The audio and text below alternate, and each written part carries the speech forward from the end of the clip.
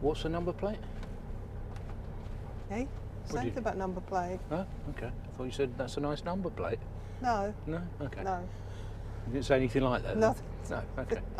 No. So we're off to the Great British Car Journey, which is at Ambergate. And it's about 40 minutes, 30, no, probably 30, 40 minutes down the M1. So it's not particularly exciting way. You can go an exciting way if you want. Thought we might do that on the way back. Yeah. We?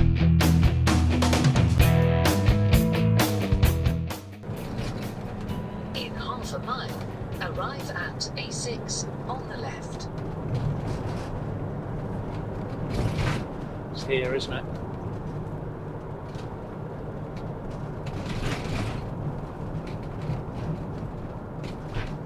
Yeah, it's here.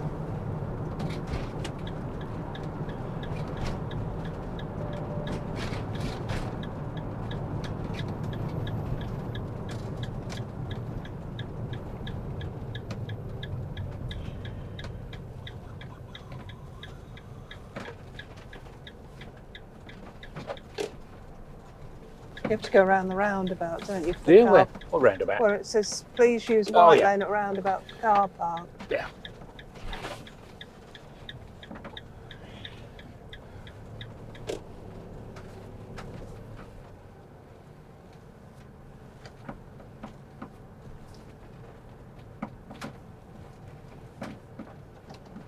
And it's the car park's over there, isn't it? Yeah.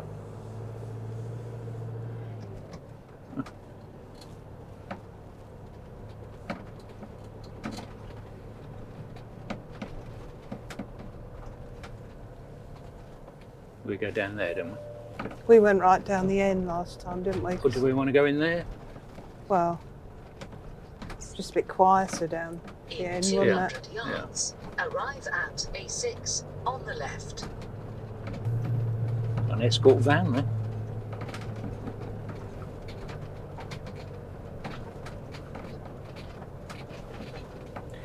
We just parked in the middle, didn't we, before? Yeah.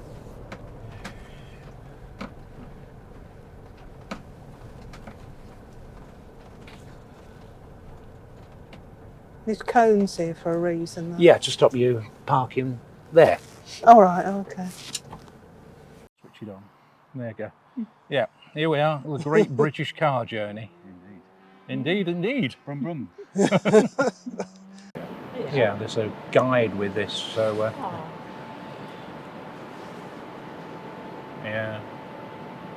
Start to Okay. There's fabulous cars here.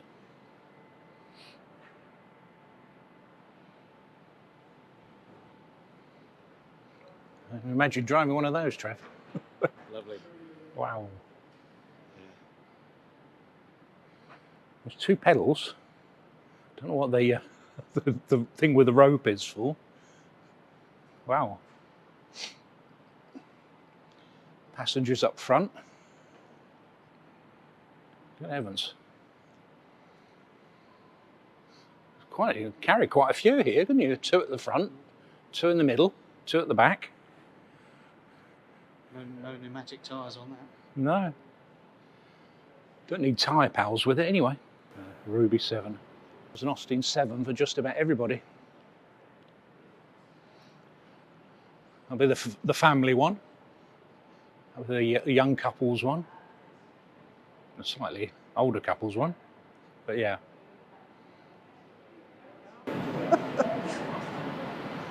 Austin Woody.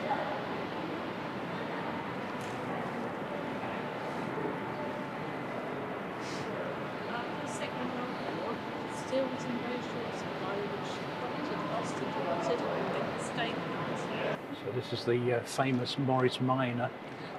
It said it was in 1948. This cost £350, and it was designed by Alex Isigonis. It says it's one of 4 hero cars here at the Great British Car Journey.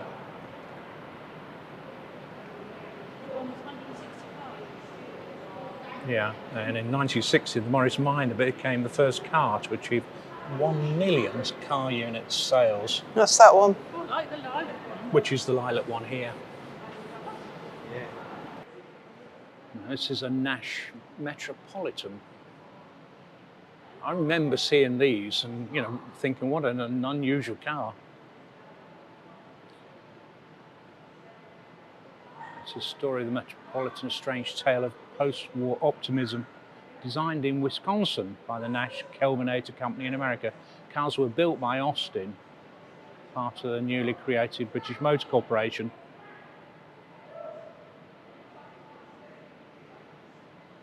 It was an American-styled car built by Austin.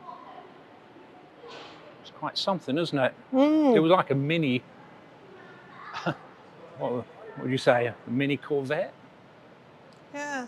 Very unusual. Lovely back window. Yeah. Almost a little bit like a boat, didn't it? Well, I thought it was one of those boat Yeah, ones. yeah. Not.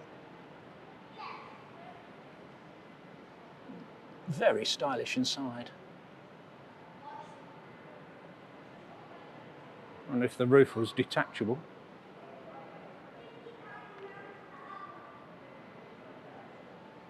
But yeah, fabulous MG here. Just looks like you could jump in it and, Yeah. well, you probably could. That's the car my dad always wanted, wasn't it? Yeah. Yeah.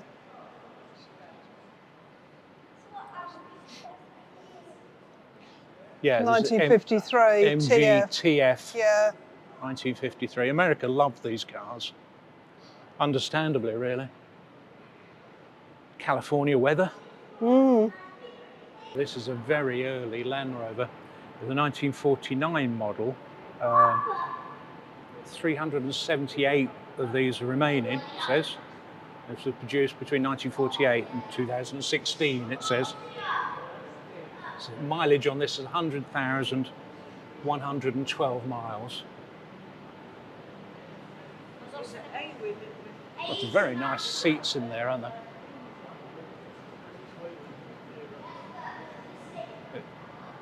I mean, a lot of this would have been familiar to anyone who drove a Series 3.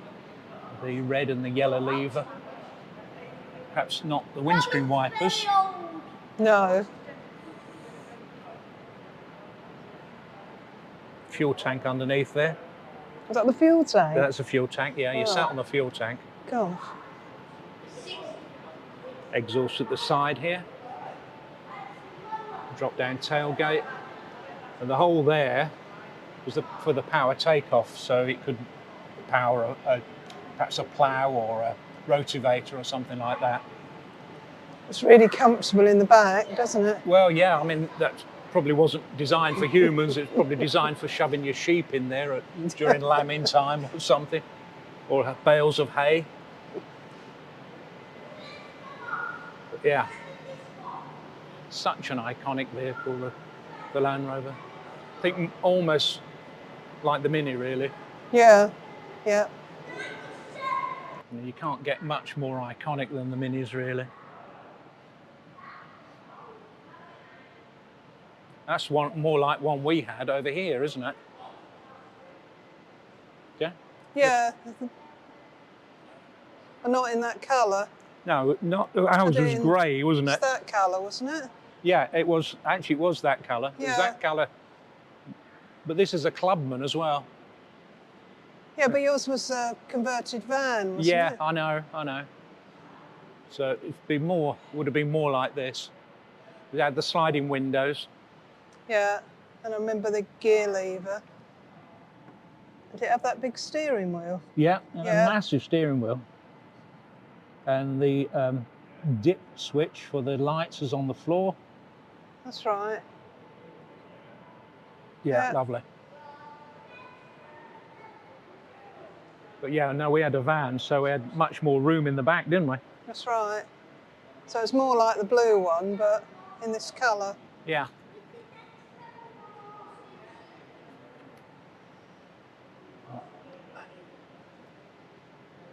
And the great thing about this museum is it brings back so many memories. I know. Your dad had a 1100? Yes. Yeah, blue one. This is a 1300, 1300 GT. Ooh, So you didn't have that. seriously quick.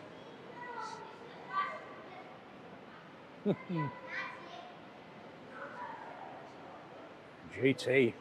I remember this sort of effect at the back, you know, over the number plates. Yeah, the chrome. Loads of chrome on it, wasn't there? Probably why it's still here. It was rust-proof by Zybar. Oh, right. The vinyl Yeah, it roof. looks in really good condition. I'm just saying, it's so surprising, really, when you look at these cars, is just how small they were. I mean, it's sort of waist height, really, isn't it? It's so low down. I know. I mean, you can't have been more than 3 inches off the floor. No. We always used to feel it going along, didn't you? Yeah. A lot of cars were and vans and everything was above you. Yeah. So this is a Mini Clubman's Estate, so the founder's first car. Oh, that's quite something, isn't it?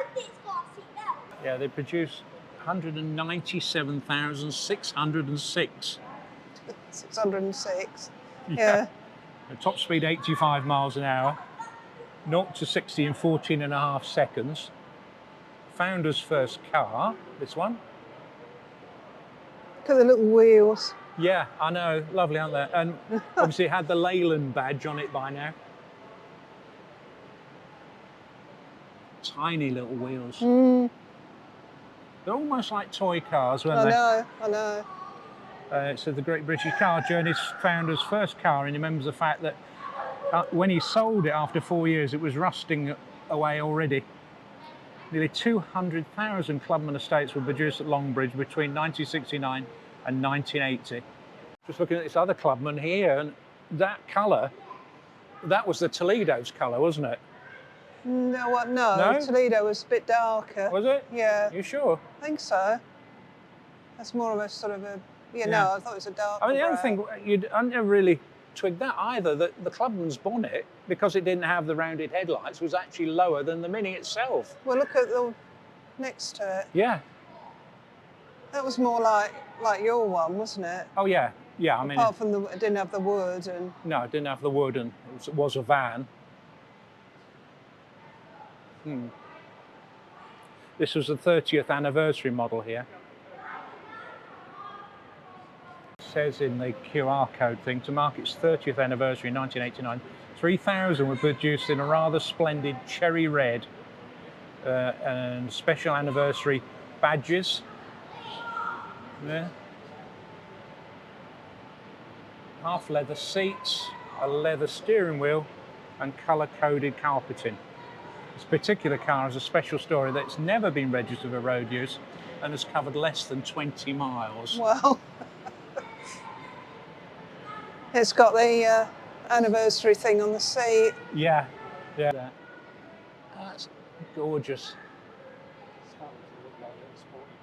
Yeah, oh yeah. Got the wheel spats as well. Yellow Escort. Mark 1 Escort. We never had a Mark 1, we had a Mark 2, didn't we?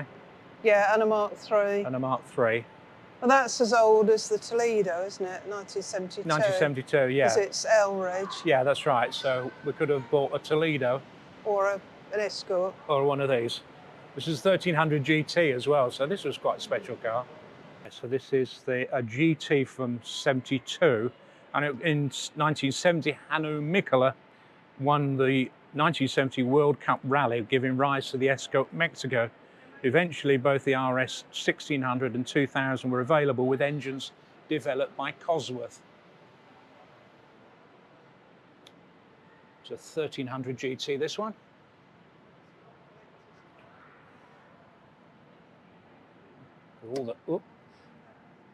All the dials. Huh. Lovely.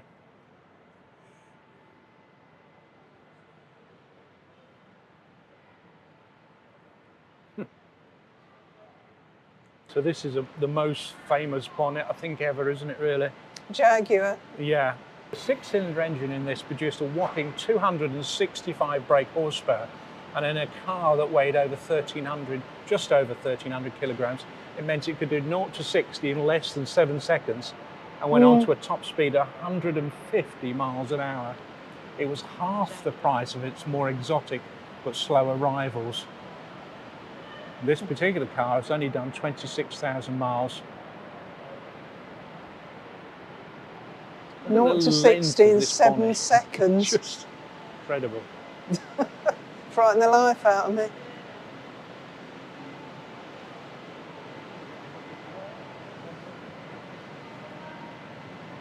Absolutely stunning.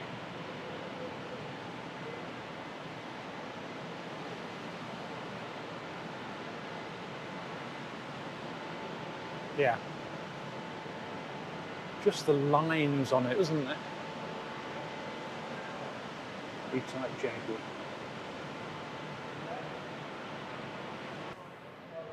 Unusual, isn't it? Yeah, 3 windscreen wipers.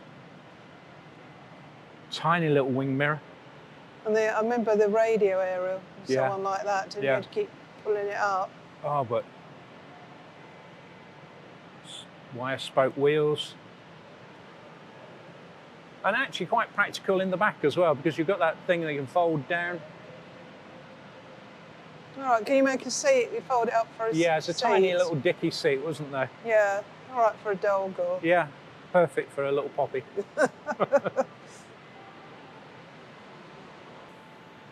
Yeah, so there's famous XJ6, really. It was originally produced with a 2.8 litre engine or a 4.2 litre engine. This is a car that Arthur Daly drove.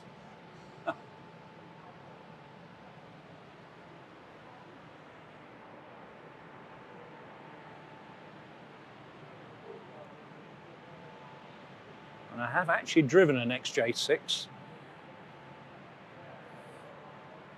Very slowly, but I have driven one. It's a fantastic shape of a car. I mean, it introduced luxury to the Leyland brand, really, but this was Jaguar. Yeah, marvellous. Jenny wanted to look at this car. I mean, the trouble is we have been in here before and we had probably filmed a lot of the same Yeah, cars. but I don't think I spotted this. No. Dad had I think it was a 1516. It was definitely a Wolseley because I found an old picture with Yeah, that grille on the front. yeah. But his was dark blue and light blue. This is 1972, so we're into brown, aren't we, and cream? Yeah, Yeah. yeah. Well, this is brown all over, isn't it? It's got a cream roof. Oh, right, okay. Oh, I can't see that. Oh, yeah.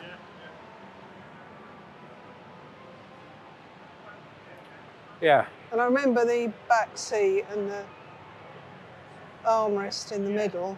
I remember the steering wheel, yeah, and the version my dad had the gear change on the steering wheel. yeah. Remember that? Because I had a toy one.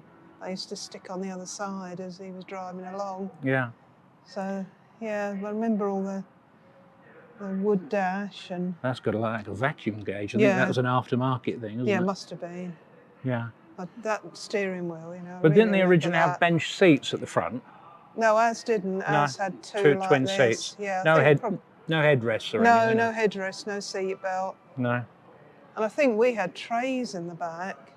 Yeah. This one A hasn't. clock in the middle and the radio. Yeah, A walnut dash. yeah, I remember that. Yeah.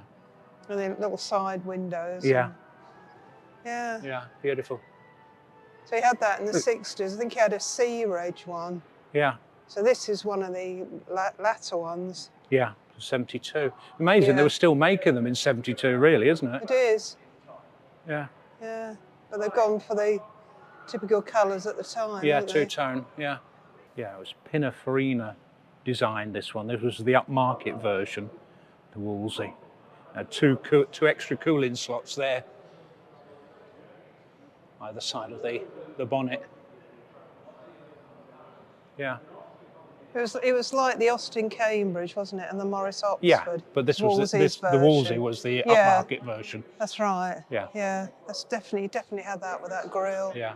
An Imp or Singer in this case, a Singer Chamois, was the car I never had. No. Nearly did. Dad was looking for a car for me when I first passed my test.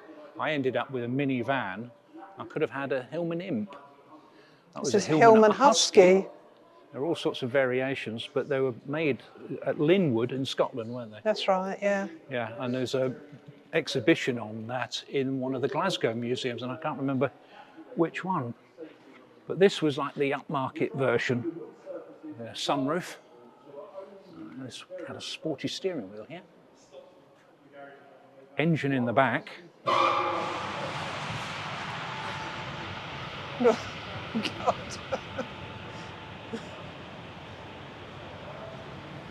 And a little hatch that you had there to get to the what there was of a boot at the front. But obviously you had a boot at the front, didn't you? So it's quite an ingenious design, really, putting the engine in the back. God, that air conditioning makes such a noise. Well, every time I go to look at the Toledo over there, that starts up. Do you want to have a look at the Toledo? Got to. Got to, really, haven't we? Yeah. I know we've filmed it before. Now, we had a Triumph Toledo in 1972. This one here is a 73. They produced 119,000 of these. And it says it typifies the problems that they had with British Leyland with the launch of the Allegro, and the Triumph 1300 and 1500 already had lots of small family cars, and Toledo was a rear-wheel drive version of the Triumph 1300, essentially a lower cost version of a cheaper interior. They made over 118,000 in 1300cc. And it's one of the best-selling small Triumph cars. And like most cars of its era, performed quite well due to its lightweight and its relatively powerful engine.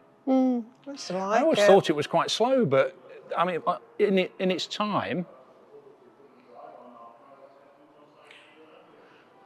I ended up fitting a sports exhaust to mine.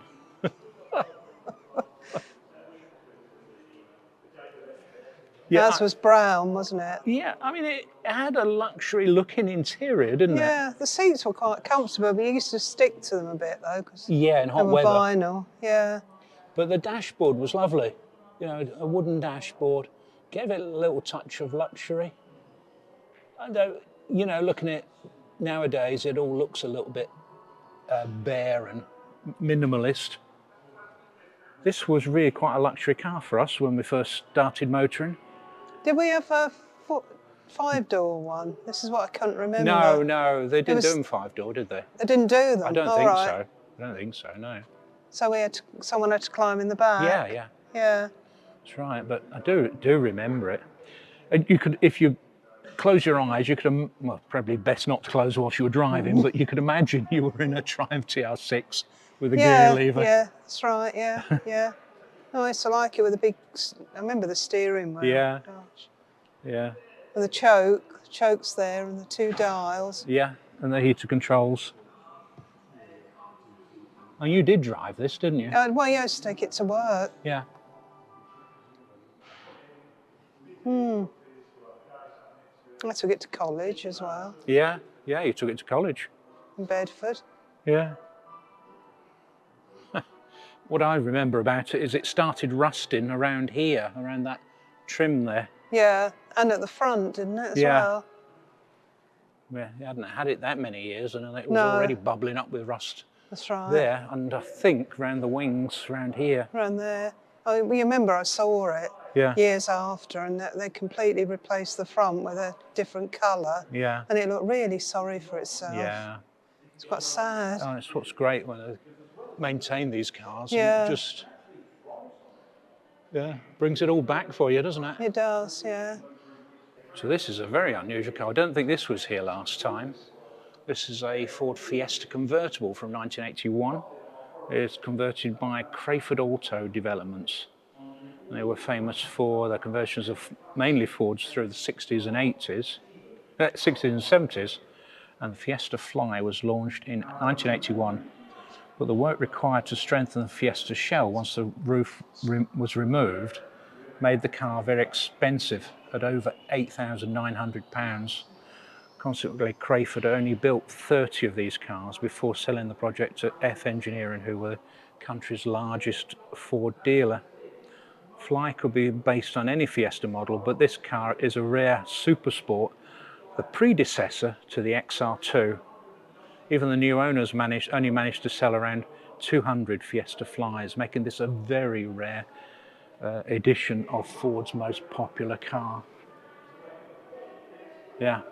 Pirelli P6s, we always had those on the XR2, oh yeah, you had to have didn't we? P6s on. Yeah, yeah, remember that? Yeah.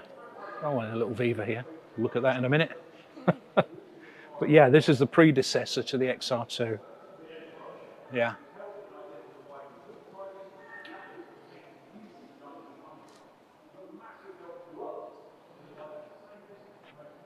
Yeah, very nice.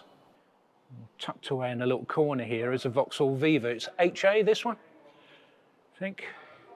Yeah, HA. The reason I remember this, and I've probably told this story before, is that my friend Gordon English, if he's still around, had one of these. And he used to drive it like a lunatic. They used to take us to college in this and to BT training school. They frightened the living daylights out of us. You would never realise how fast a little Viva could go. I remember these stickers. I think we used to have, I've got a tiger in my tank. That was Esso, wasn't it? Yeah. And you had a nodding dog. Yeah. And that's for the World Cup, isn't it? World Cup Willie, wasn't it? Yeah, yeah. You wouldn't get away with saying World Cup Willie now, would you? Oh yeah, that brings back memories. The Vauxhall Viva was Vauxhall's first small car since 1936 and aimed squarely at the Ford Anglia and Austin Morris 1100. Styling might best be described as crisp, although square would also not be unkind. It was bigger than its major competitors, and with its conventional three-box design, light driving controls, lightweight and a rather clever front suspension setup, it was a success, with over 100,000 Vivas being sold in the first year of production. Wow. I was watching I Drive a Classic, and she had a Vauxhall Cresta, wasn't it? yeah, the one before this. This is the Vauxhall Victor. And my dad had a Vauxhall Victor. I think we just had the saloon version. But this is the estate version of it. And it is huge, isn't it? Yeah. The length of the back. Vauxhall Victor estate. So you could definitely fit a wardrobe in there. Mind your head. A spare wheel in the back. Yeah, 2 bench seats, so you could fit 6 people in there. All their luggage. This has got the column shift Is it on it. column change yeah, on that? Yeah, I can't really see it for the reflections. I'm sure it has. Yeah. There's nothing on the thing in the middle. Yeah, I can see the column change and the umbrella handbrake. Yeah. Yeah, the FC Series Victor was launched in '63, featured very square styling. As Vauxhall struggled like Ford to understand what style most pleased the British motorist. The car featured curved side windows and plenty of external chrome. And in estate form was a particularly large car and cost £842. Performance by modern standards was hardly brisk, with a top speed of 80 miles an hour. And it suffered along with many of its rivals from severe and early corrosion. Although 230,000 were sold, very few have survived. Yeah, that was the poster for it. Yeah, this is it says a mystery car, the Vauxhall Victor FE from 1974. It was found in a garage. Hadn't been covered up, so some of the paint's damaged. But and it says the paintwork suffered a little, but it covered less than 90 miles.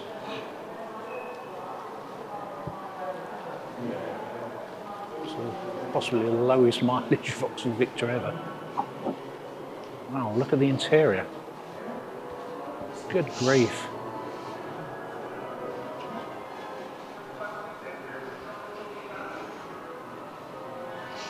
Amazing.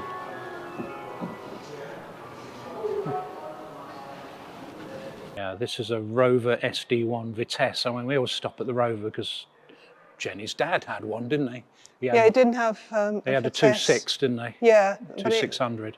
I remember the dash inside and the steering wheel. Yeah, that was a lovely car. He had an automatic as well, didn't it? Yeah, it did, Yeah. yeah. No, I actually drove You that drove car. it, didn't you? Yeah, Yeah. that's right, many times. But yeah, beautiful car.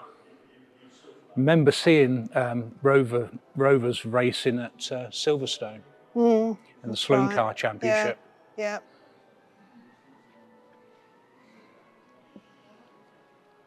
Some faces from the past there. God, Michael Edwards. Margaret 1980s, Thatcher. Oh yeah. But they could still produce cars like this. Yeah. The QR code said mechanically the car used a familiar V8 engine, although this engine carryover was acceptable. The use of live rear axle and rear drum brake was highly cutting edge technology.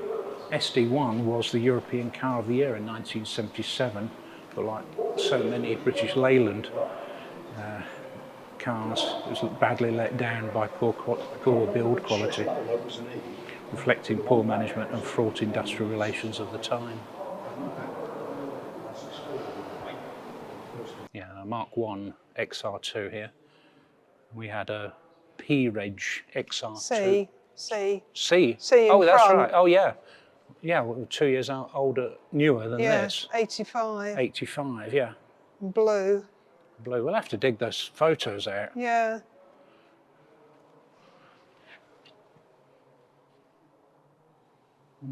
I suppose they've got a Mark II here, have they? But...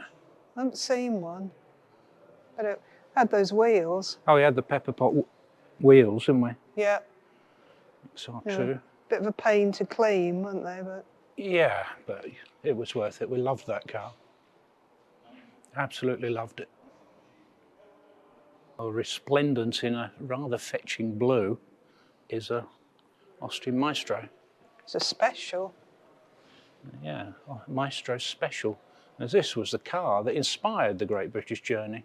It was purchased by Richard Usher several years ago when he realised just how rare Maestros were becoming. Maestro had been on sale for 6 years, and unlike the Ford Escort, there had been no significant facelift of the original design. The Special was actually quite ordinary, relying on the venerable A-Series engine from the Mini, mated to 4-speed gearbox to push it along. It had body-coloured bumpers, and they were ditched for less expensive tin ones. And apart from the special decals, the car was actually quite ordinary. Allowed it to be sold for a very competitive price, given the late 1980s consumer a lot of car for the money. By which time the government has sold British Leyland to British Aerospace, much to the delight of Mrs. Thatcher, who pumped millions of pounds of taxpayers' money into British Leyland.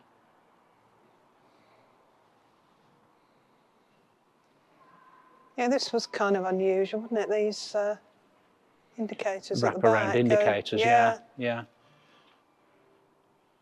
It was a strange-looking car, I thought at the time. Because we did look at them, didn't we? Yeah. When we bought the Escort. Yeah.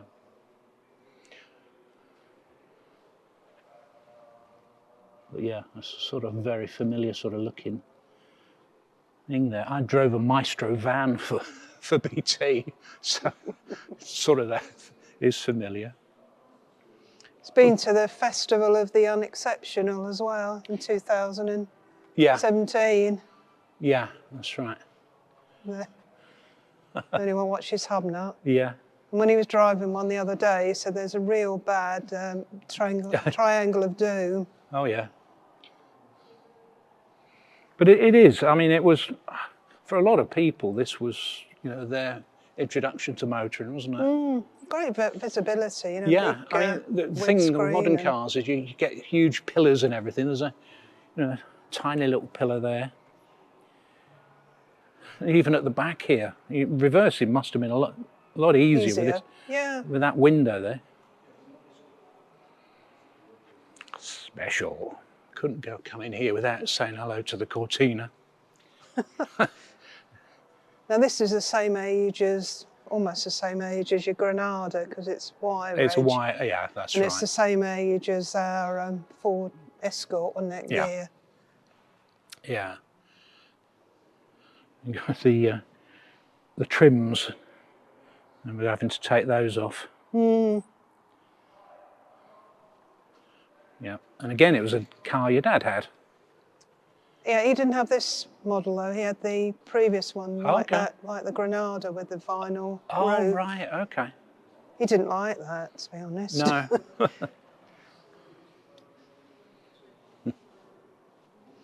Yes, so this is a GL, isn't it? so this would be in the same spec as your Granada, wouldn't it? Yeah, that's right.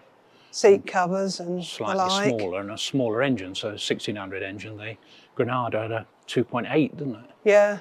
Which was glorious. I don't know how we afforded that car. No, I don't know. Well, I suppose fuel was that much cheaper those days, wasn't it? They sold something for it, didn't we? I can't remember what. Yeah. Bought that. Ford Sierra. I never had a Sierra, did we? No. We never had a TVR. No. One of life's regrets.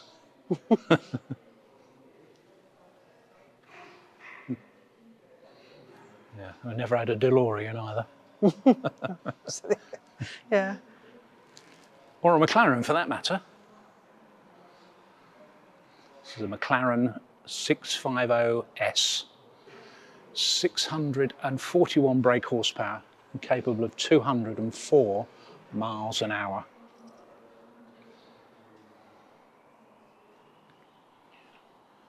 Look at the intakes here.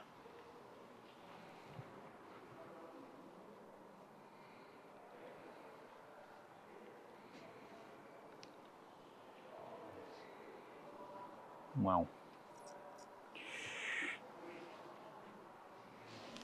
Back a bit.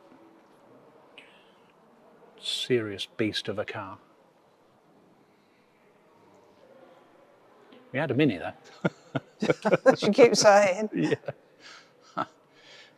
You can see inside the DeLorean, look. This is a DeLorean DMC 12 from 1981. Take me back to the future. Doesn't it look fantastic? Well, it does. It was, I mean, it was so future. It still is futuristic looking, isn't it? And it brushed aluminium finished. Look at that. God. Huh.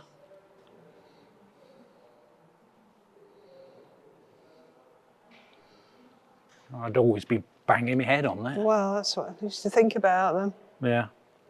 The wheels, though, very unusual. Oh, I know, I know.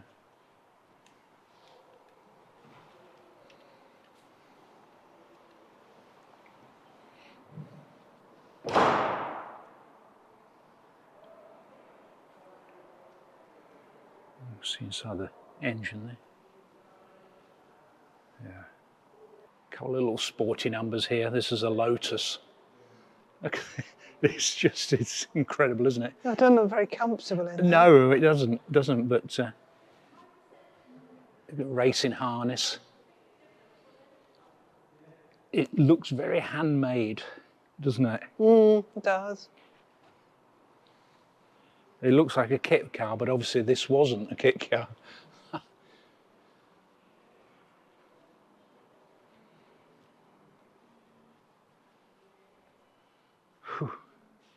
I like this one.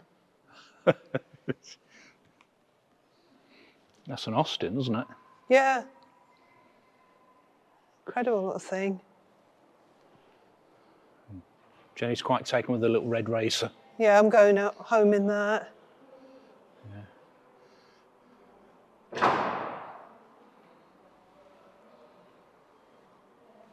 There's no sign about it, is there? No, There must be a new one. part of the pre-war Austin Owners Club. Oh, is it? Right, okay. A carburettor, single carburettor on the side there.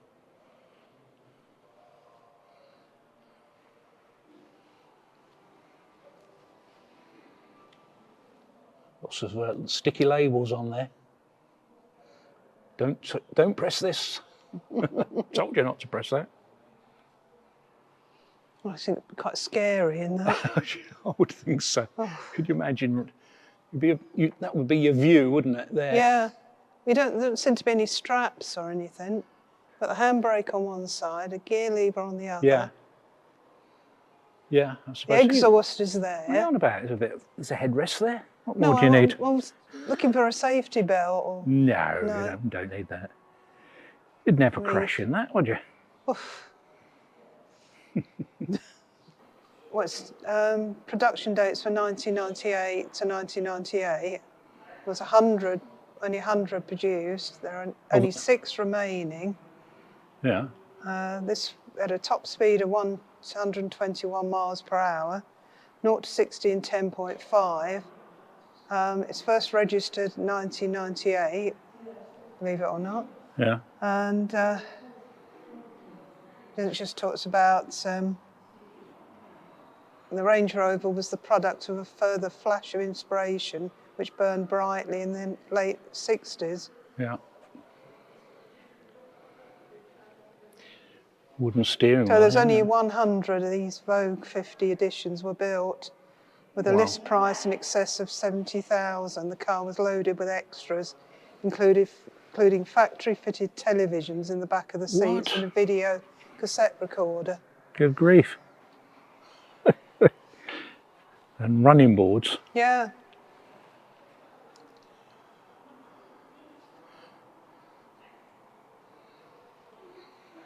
Look. Yeah. You've got to love a Range Rover. You can't whack it. This car was laying up for 44 years. And in November 2021, they approached the Great British Car Journey about securing the car's future. And they visited it, and it said 5 weeks later, after fitting only a few new parts and a battery, it burst into life and was driven round the site. No wonder the Austin 12 was launched in 1921, was a great success and as dependable as all of Herbert Austin's cars. More than 85,000 of these were built.